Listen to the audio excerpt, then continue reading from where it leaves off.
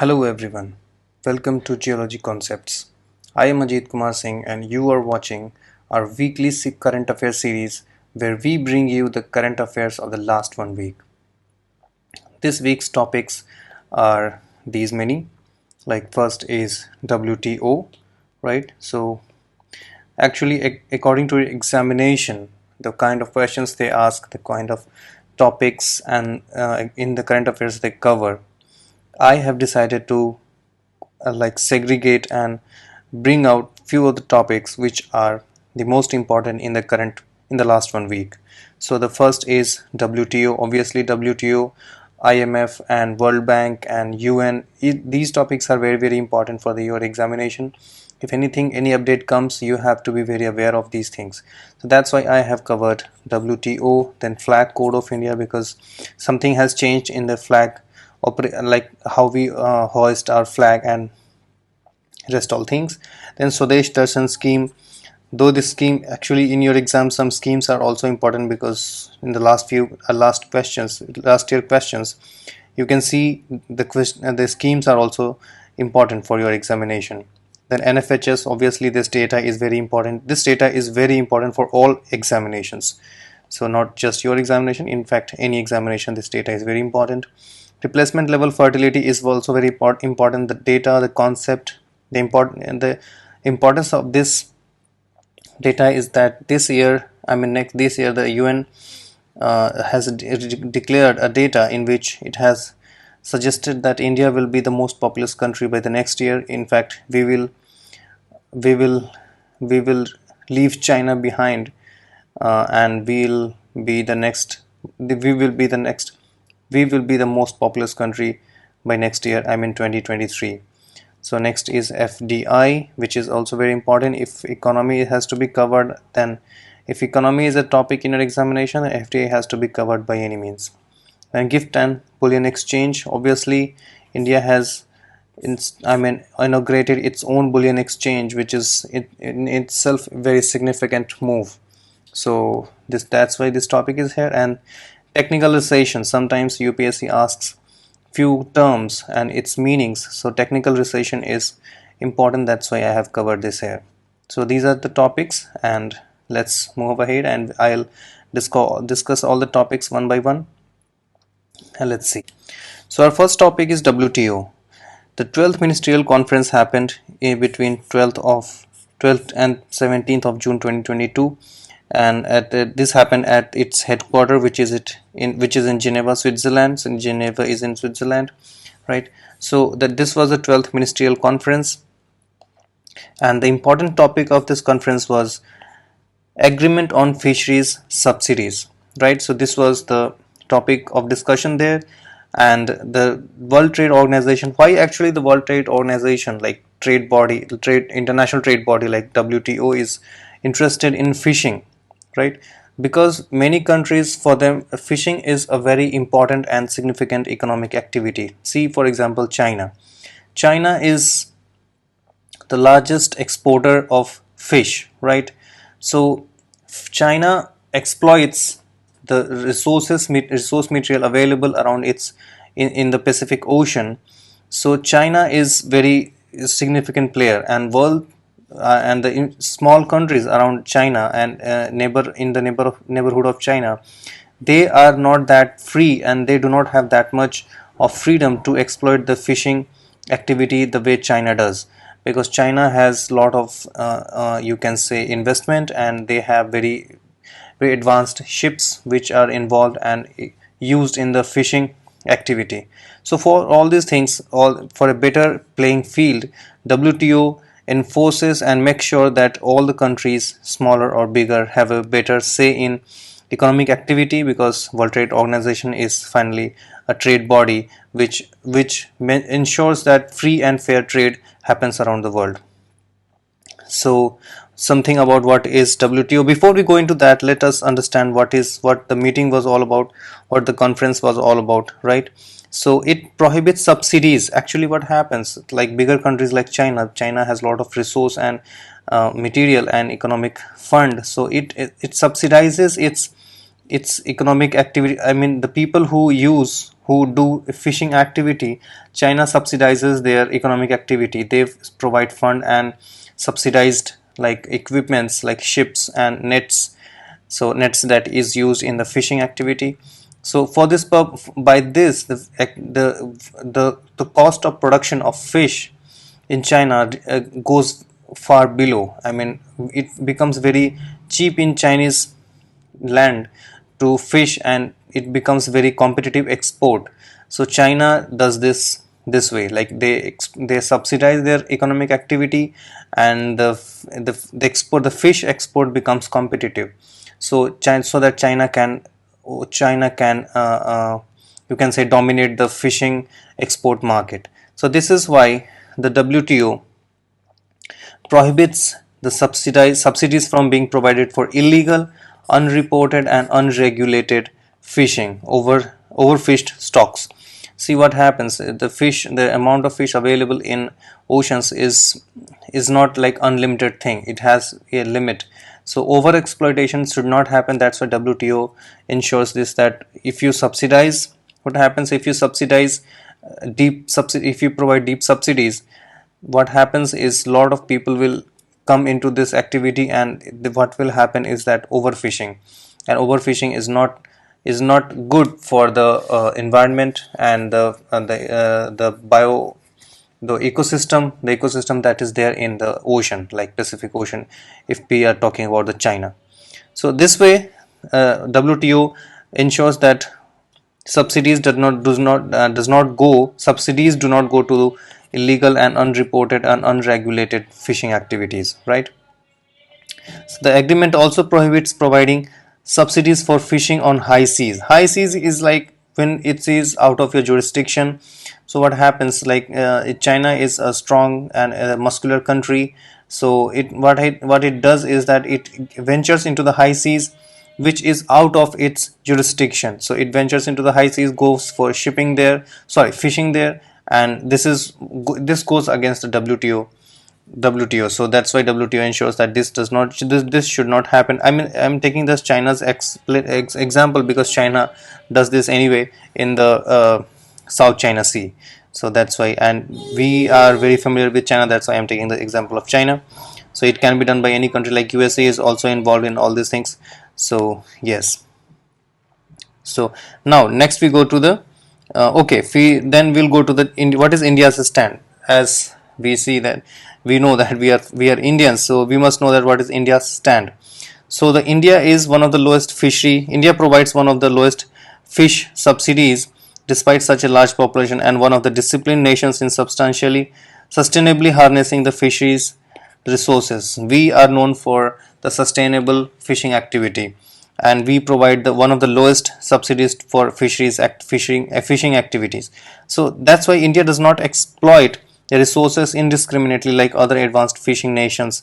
And India's fishing sector primarily depends on several million and small scale. We are actually small scale fishing. We have actually small scale fishing activity, because the people who do fishing in India, like in Tamil Nadu, Kerala, and all these the coastal states, they are small. I mean, their capital value is very small. They do not have that much capital to invest in fishing activity, and that's why they do not go for like over exploitation. Like for over exploitation, the kind of nets, the kind of fish, the powerful fish which can drag the net full of fishes is required. So we do not have, like those people do not have those kind of ships and nets. So that is why you must have also heard or might have read that fishing activity destroys the coral, like the coral reefs available in the ocean or sea. They are getting destroyed by the fishing nets, because those nets, they use very heavy weight, so that the net can go deeper inside the water, and those heavy weights destroy the corals. So this is how this ecosystem is getting destroyed by the indiscriminate and over exploitation of fish raw material which is available in sea or ocean. So this is how WTO members provide huge subsidy. So this is not that important. So this thing, the India's stand is very important for us to know. Like we do not provide those high subsidies, and we do not do like indiscriminate fishing. So this was the all about the meeting. Now we come to the what is WTO. It came into being in 1995, which is very important. Date is also important because sometime your question may ask to arrange some chronological order, go for chronological order. So that's why the date is also important.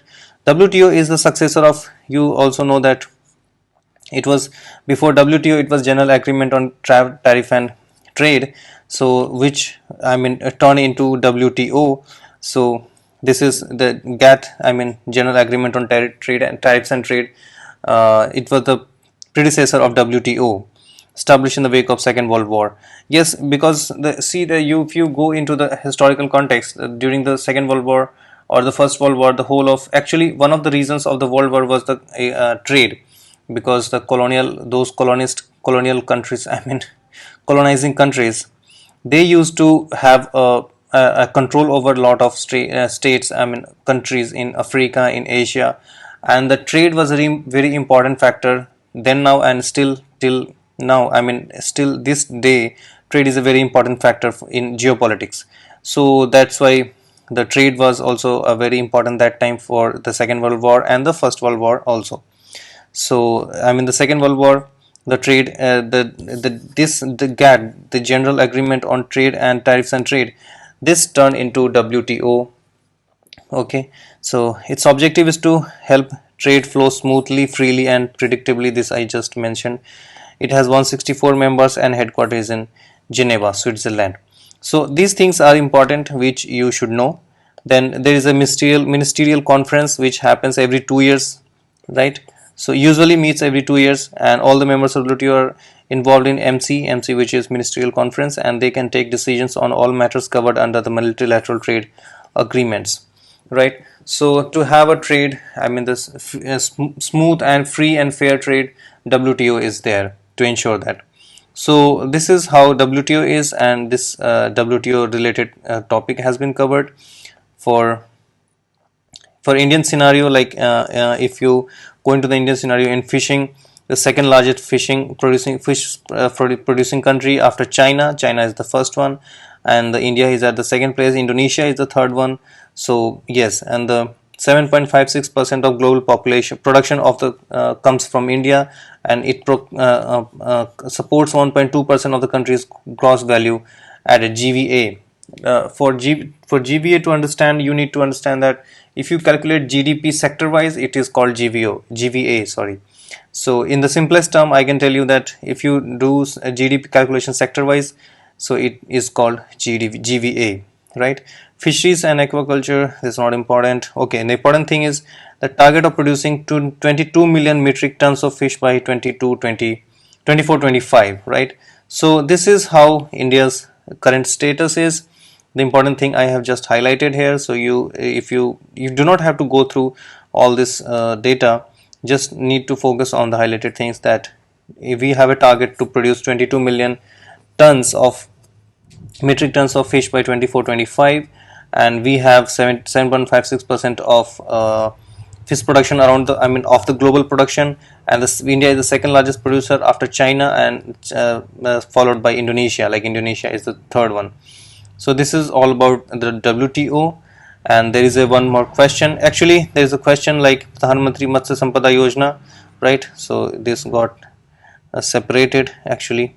So this scheme is very important. This scheme just got implemented last year, I think. Yes, maybe 2024.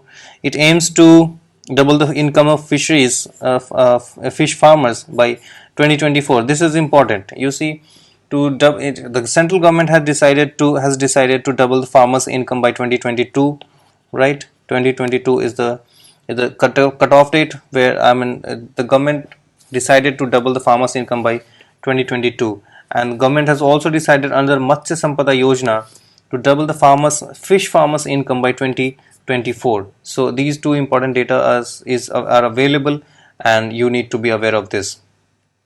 Okay, so this is all about Matsya Sampada Yojana. So next is Flat Code of India. We need to go into that. something about flag code of India, in which the government has just changed law a little bit, that flags can be kept hoisted even during the night time. Earlier, the flags had to be removed, I mean lowered, after the sunset. I mean, one flag can be kept hoisted only during this between the sunrise and the sunset, and after that the flag must be lowered. So earlier the tricolor could be hoisted only between sunrise and sunset, and the government had earlier amended. So we not go into that. Har Ghar Tiranga is a new campaign. So before this, the government has just, I mean, changed the law so that the flags can be kept hoisted even during the night, right? So one more thing is, what is Har Ghar Tiranga campaign? Under this, I mean, Azadi Ka Amrit Mahotsav, during this period, the government has decided to bring flag to every house, every home. Why is this important? First of all, Azadi Ka Amrit Mahotsav, one more thing is important, very, very important, is that this period has started on 12th of March 2021. It will last till 15th of August 20, sorry, not 1947. It is 2023. 2023. I mean, the next next Independence Day will be the last day of the Azadi Ka Amrit Mahotsav. I mean, that day this period will end, and it has started on 12th of March 2021. So this is important. You need to remember this data, so that if any exam this comes, I mean, this is very important for the exam point of view. So what is Har Ghar Tiranga? See, the tricolor, our flag, is a very is not something that is close to the public. It is close to institution. Like, we do not have flags on our homes, right? So that's why government had decided to bring flags to every home. Government will distribute it like en masse, and people will get to hoist the flag on their homes, and that's why this scheme is the Har Ghar Tiranga campaign. So something about this fundamental duty, that we have a fundamental duty. It shall be the duty of every citizen to abide by the constitution and respect its ideals and institutions, like national flag and national anthem, right? So this is our fundamental duty, which is in 51A, which is in part 4A. Part 4A is about fundamental duties, and in fundamental duty, article 15, sorry, article 15A, sorry, article 51, I'm really sorry, article 51A is all about fundamental duties, and part 4A it is called. Part 4A, if you read polity, you will come to know this about these articles. And part 3 is about fundamental rights. Article 4 is about sorry, oh my god, what I'm talking about. Part 4 is about DPSPs, right? And part 3 is about fundamental rights. So this is all about polity, something about polity. And okay, so we have a fundamental duty to respect the national flag and national anthem. So this is about the flag code of India. Then Swadesh Darshan scheme. Why is this important? Because we have a Swadesh Darshan scheme 2.0, which has decided, I mean, the aim of this scheme is to realize India's full potential as a tourism destination. You see, tourism plays a very big role, very huge role in country's GDP, because if from all over the country, if a lot of people come to your country to see your country, your places, you people like us, if many people come from different places of the world to see us, see our culture, see our taste, our cuisine, so this becomes a very important, I mean, thing for us, because it gives a boost to our economy. It gives us soft power. It gives us recognition around the world. So that's why Swadesh Darshan scheme has been implemented. I mean, has been brought up by India, the Indian government, and it will be the aim. The main objective of this scheme is to realize the full potential of tourism, India as a tourism destination, so that people from different places can come to India. See, sometime when Nirbhaya can't happen in Delhi, so that time India was projected around the world as a rape capital. I mean, as a rape state. Like in India, if you go like somewhere it was being said that if you go to India, you will be raped. If you are a woman, if you go to India, you will be raped. So this is how the bad images of India in the past has happened.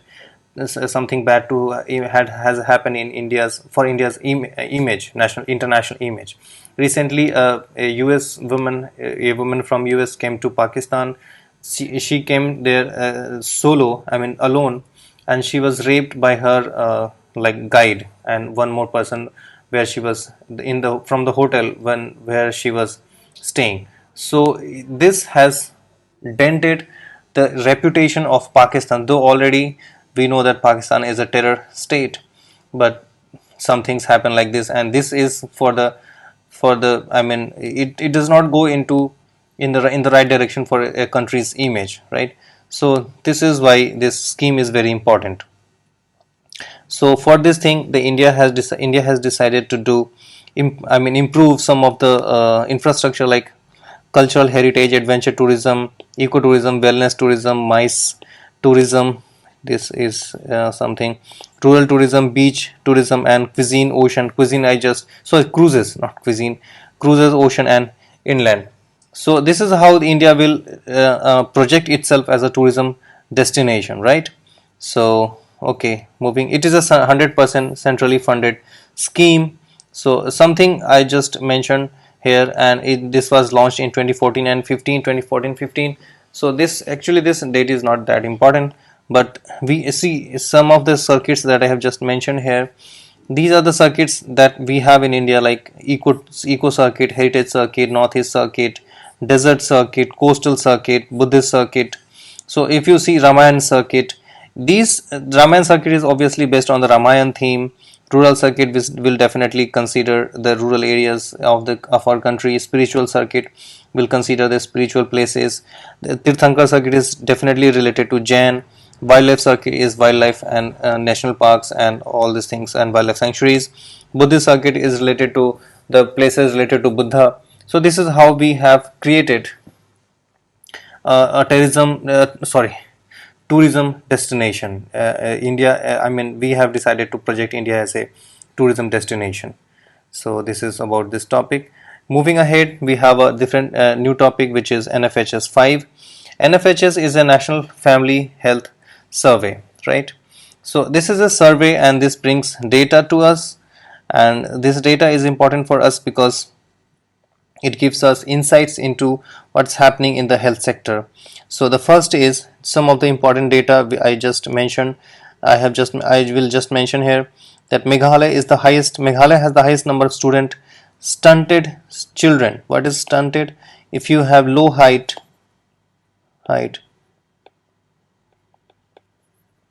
for age, like for your age, if you have low height, so this is called stunted children, which is 46.5%, means half of Meghalaya's children are stunted, right? And then is Bihar, which has 42.9%. So this is very a striking thing that Meghalaya is a northeast state, and it has almost half of the students, half of the children are stunted there, followed by Bihar. Maharashtra has 25.6% wasted children. See, these are the topics, these are the concepts you need to understand, that what is stunted children, what is wasted children. Wasted children is when you wait for age. It has been actually mentioned here. When you have something, for your height, if you have low weight, then you are a wasted child. So this is 1/4 of Maharashtra's children are wasted, which is highest in our country, followed by Gujarat. You see, these things are very striking. Like Gujarat is a very rich state. It has a lot of economic activity happening there, and still it has a number of wasted children, which is at the second place in the country. First is held by Maharashtra. So Jharkhand has the highest percentage of women which is anemic, below body mass index, less body mass index, which is again for your age, height, and for everything. If you have low body mass, that means you have lower BMI. I think it is quite, we all must be very familiar with this. So Jharkhand has a lower BMI for women, Maharashtra has wasted children, and Meghalaya has stunted children. So this set of data you need to remember, just keep in mind. So other findings, total fertility rate, I'll just mention it, that fertility rate, I mean the next is replacement level fertility, in which also I'll explain what is fertility rate and what is total fertility rate. So the total fertility rate is like for a woman, the average number of children she can bear in her productive age, right? So this is total fertility rate, and for India it has declined from 2.2 to 2.0 according to NHFS 4 and I mean between according to NHS 5 NFHS 5. So in this is very important, right? That India's total fertility rate has declined from 2.2 to 2.0, and 2.1 is the replacement level fertility rate, right? What is replacement level fertility rate? We'll see in the next topic. So yes, this is something about this NFHS, and these things are very important, so I have just mentioned. Water malnutrition and related initiatives, these things are just mentioned. Just see at this point that India has so many stunted, wasted and lower body mass people. So India has something to offer to its people, like Poshan Abhiyan, right? It is a malnutrition free India by 2022. India has an aim to free India from malnutrition by 2022, which is again a tall task, but still government has a plan. Then Anemia Mukt Bharat, right, which was launched in 2018. Then midday meal is very important because it gives a lot of students a reason to go to school, at least in rural areas, because in rural areas kids also accompany their parents and other members of their family in fields and on other places where they work, so they actually get a very less time to study. So that's why if the meal is provided in the school, students go to school at least to have meal, and in this way they can spend some time there and they can learn something there. So midday meal has very important role in our society. So then National Food Security Act, which is, I mean, under this act people get some like 5 kg of rice and cereals in per month, which is at a very subsidized rate. And for this FSI FCI, sorry, FCI plays a very important role, because FCI procures the grains and from different states like UP and Punjab and all, and it procures, and it that procured food, the food grain material, that goes into the NFSA, through which it goes to the people, where it is given to them very at a very subsidized rate. Like rice is given at a 2 rupees per kg, 3 rupees per kg, and wheat is given at 2 rupees per kg. So this is how the national food security is. Then Pradhan Mantri Matru Vandana Yojana, in which 5,000 is transferred to a pregnant lady, right? So this is an ICDS. Again, one more thing I need to highlight here is that government has launched Mission Shakti, right? I have just mentioned is this scheme in one of our last videos, in which I just mentioned what is Mission Shakti, in which government has actually integrated all such schemes which are related to women, right? And this will Mission Shakti has become an umbrella scheme, and under which all the related schemes of to women will be considered in one place. So this is Mission Shakti. And okay, the next topic is replacement level fertility. What is it? I've just mentioned that replacement level fertility is 2.1. And what is it? That if an average woman produces 2.1 children, then the population will not neither increase nor decrease, right? If you go below 2.1, that means you have a decreasing population, and if you have more than 2.1 fertility rate, that means your population is going to increase, right? So this is replacement level fertility, means if we have 1 million people around the country, so if we have the 2.1 fertility rate, that means in the next 10 years, 20 years, 30 years, our population will stay at 1 million only. It will not neither increase nor decrease. So this is what replacement level fertility is. Then India government has also unveiled India Family Planning 2030, vision document. So I have just mentioned this fertility rate, replacement fertility rate, so we will not go into that. And one more thing is that in India only some 9 states are there, which are 5 states only, sorry, India only 5 states are there which have more than 2.1 fertility rate. These states are Bihar, Meghalaya, Uttar Pradesh, Jharkhand and Manipur. This is one northeastern state, one is Jharkhand, and all these are, I think, two northeastern states like Meghalaya and Manipur. We have just seen that Meghalaya has a very grim situation there because children are stunted there, and that's why it has its economic activity, I think, is not that good. That's why people are not getting enough to eat and purchase and eat. Then 3 states are, these are neighbors like Bihar, UP and Jharkhand. And yes, 5 states which have fertility rate which is more than 2.1. Rest all the states have fertility rate which is below 2.1. And this means that Bihar is still a young state, means the population is still young, but all other states have a declining population and they have an aging population. So in this case Bihar will play a good role, and other states like UP and Jharkhand, because it will provide young population to other states as a workforce. So these are one of the good points, but the wrong thing is, I mean, the negative point is that Bihar is a, in every parameter Bihar is lagging behind, and if it has an increasing population, it will be very tough for Bihar government to feed its population and its people to, I mean, for the government to bring its people out of poverty.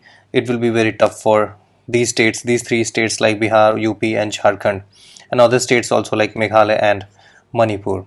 So the next is FDI. FDI is important because if you are studying economics, and if there is a question, if it has to be framed from economics, then FDI is a very hot topic, because question framers go into this topic frequently and they come out with questions which are related to FDI. So what is important is that India has received the highest annual FDI inflows, which is 84,835 million, which in itself is very, I mean, it is a good thing for us that India is receiving this huge amount of FDI, right? And according to World Investment Report, this report is very important. You just have to remember that World Investment Report is released by UNCTAD. So UNCTAD means United Nations Conference on Trade and Development, which releases the report, which is World Investment Report. And according to this report, India is at 7th rank and among top 20 on a host economies for 2021. I mean, India gets a huge amount of FDI, in other words. So that this is very important. I mean, the crux of this topic that I'm discussing is these 3 sentences. You need to remember this, that top sourcing nations for FDI is Singapore, followed by USA and Mauritius. You need to remember this Singapore, because in the next topic I will be discussing Singapore, and USA and Mauritius also is, these are the countries where FDI inflows in India is a huge amount. I mean, they play a significant role. Then FDI receiving states like Karnataka, followed by Maharashtra and Delhi. These states are they receive a major chunk of FDI among all other states. And the top sectors are computer software and hardware, followed by service sector and automobile industry. See, we are a changing world. We have now metaverse, we have 5G. In India, at least, a developing country like India is going to have 5G by the end of this year, and we have a lot of like 3G, I mean 3D printing. So for all these things, all this technical development, computer software and hardware play a very, I mean, this play the backbone, the skeleton. This makes the skeleton of this infrastructure. So that's why this FDI in these sectors is quite obvious. So, and next is service sector. India is known for its service sector. Service sector is the largest sector in the country, and then comes automobile, because as the population increases and the economic capacity, I mean the purchasing power increases of its population, automobile industry will boom because people will invest on luxury, right? So for all these things FDI is important. Then what is in for an I mean FDI? FDI is, the important thing about FDI is that is a non-debt financial resource for economic development in India. If you have something like, if you want money, then if you want to increase your economic activity, then you have to borrow and invest. But if you give some other people and let them let them invest in your country, so that is called FDI. So FDI is like you are allowing other people to invest in your country. So FDI is an investment made by a firm or individual in one country into business interests located in another country. Like one person from USA, if he is investing in India, so it is called FDI. So this is how it is. Then routes of FDI, this is important. There are government automatic route, and then there are government route. So I'll just explain this. This is one is automatic route, in which prior approval of government or RBI is not necessary, right? Does not require.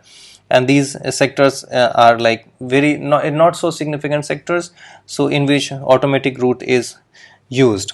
But there are some government routes where you have to take approval of the government, right?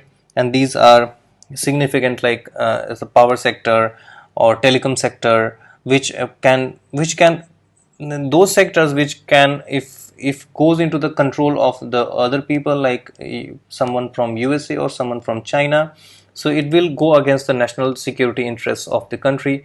So in those cases, government scrutinizes those FDI investments. So that is called government route. And when the investments is not that significant, and it will not, if in any case it does not hamper the national security, then it does not need any government approval or RBI approval, and it is like it follows the automatic route, right? So this is how these two ways are. Then one thing is foreign investments, like foreign investment facilitation portal, FIFP, is something that facilitates the single window clearance of application which are through approval route. So this is important, like if the government route is followed by for the FDI investment, it is the clarification facility is provided by FIFP, which is foreign investment and facilitation portal. So this is important. Then again there is a question. This question I have also covered in the last video, but still this question is very important. That's why I have covered here for the people who are visiting for the first time or watching my video for the first time.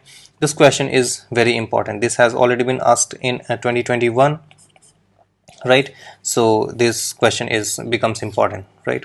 So the next, I want you to answer this question in the comment section, because this question is quite easy, but still I want you to answer this question in the comment section. Okay, now the next topic is Gift City and bullion exchange. So the new development in the past week is that India has unveiled its own bullion exchange. Means that Indian jewelers who were importing gold from other countries had to transact that business through the exchange, which is located in London, right? So this was, if the bullion exchange is started and in India, it will be very good and very easy for Indian jewelers for gold import and the transaction. So let's get into the topic. And Gift City, you already know if you do not know, let me explain this, that Gift City is being this is being created, being built in Gandhinagar, Gujarat. So the Gift City is actually international.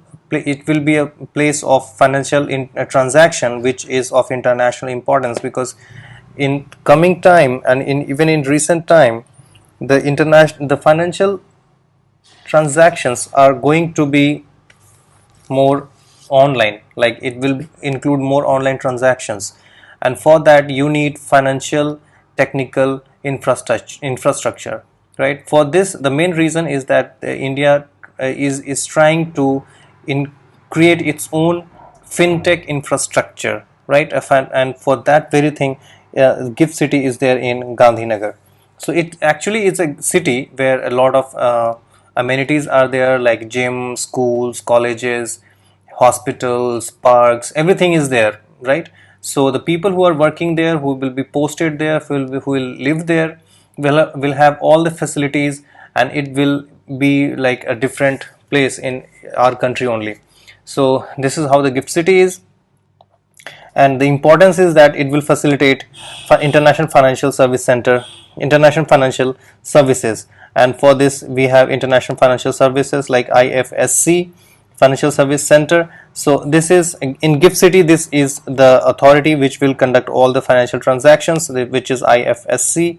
And bullion exchange has already been inaugurated in Gandhinagar only, gift city only, right? So India is the world's second largest consumer of gold after China. So this is very important, because the importance of bullion exchange will be clear if you know this, that India is the biggest consumer of gold after China, right? And if we do not have a exchange of our own, so transaction for this huge amount of export import becomes very tough. So for this thing we have our own bullion exchange. What is bullion? Refers to physical gold or silver or high purity that is often kept in form of bars. You must have seen gold bars, so it's talking about that bar only. Then or ingots and or coins. So this is what bullion is. Then bullion can sometimes be considered legal tender, because gold has very high intrinsic value. That's why it can also be considered as legal tender. So bullion exchange is a market through which buyers and sellers trade gold and silver as well as associated derivatives. And these are various bullion markets. There are various bullion markets around the world, with London bullion market as known as the primary global market trading platform for gold and silver. And we, as an Indian jeweler, we were all transacting through this London bullion market. Once this our own bullion exchange in place, we will not be able, we will not need to go to this bullion market exchange which is placed in London, right? Then the important thing is the significance of this move. It will empower India to gain its rightful place in global bullion market and serve as a global value chain for integrity and quality, right? So for this thing also, like Indian gold standard will have its own value in the global market.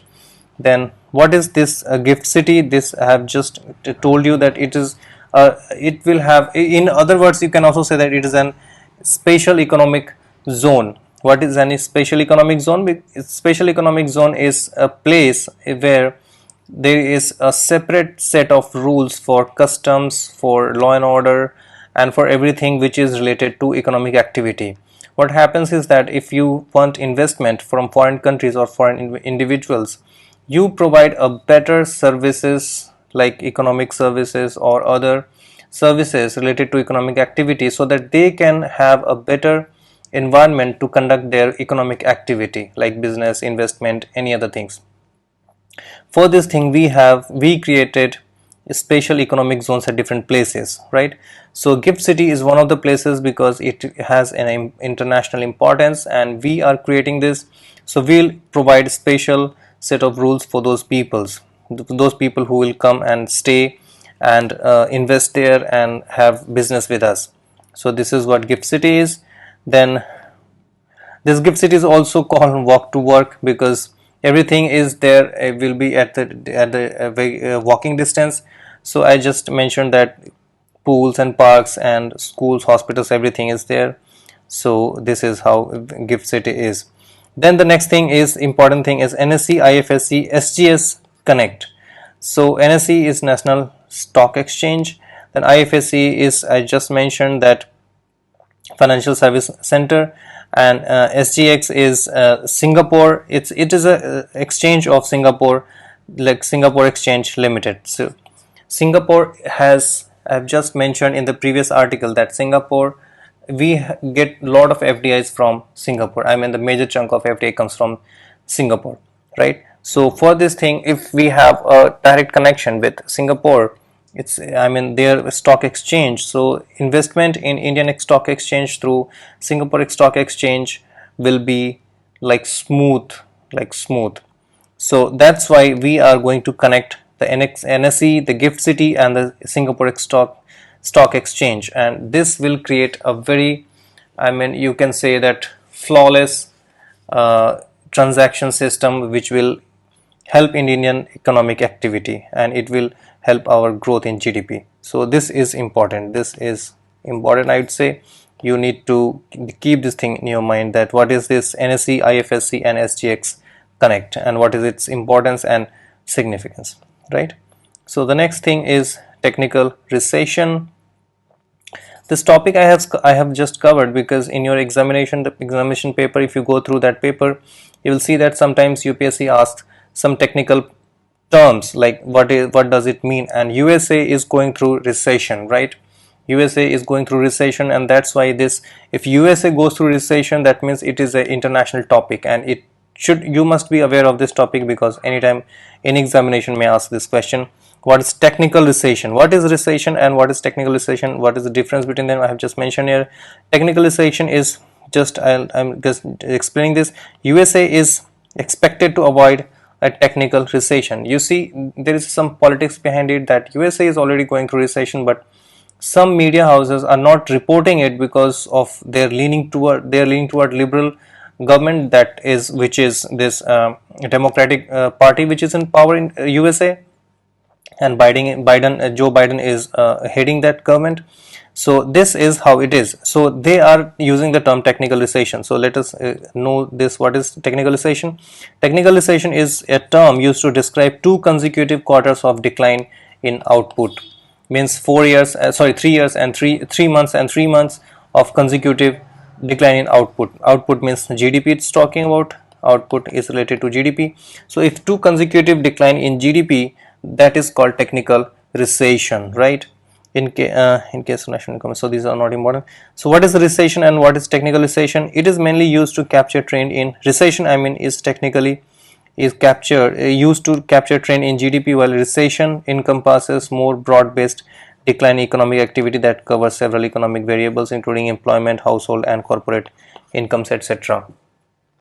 So technical recession covers only GDP, I mean trend in GDP as recession, while recession uses like employment, household activity and corporate incomes. So this is the importance. Like technical recession, it talks about only the GDP output, like it's only about output, and recession,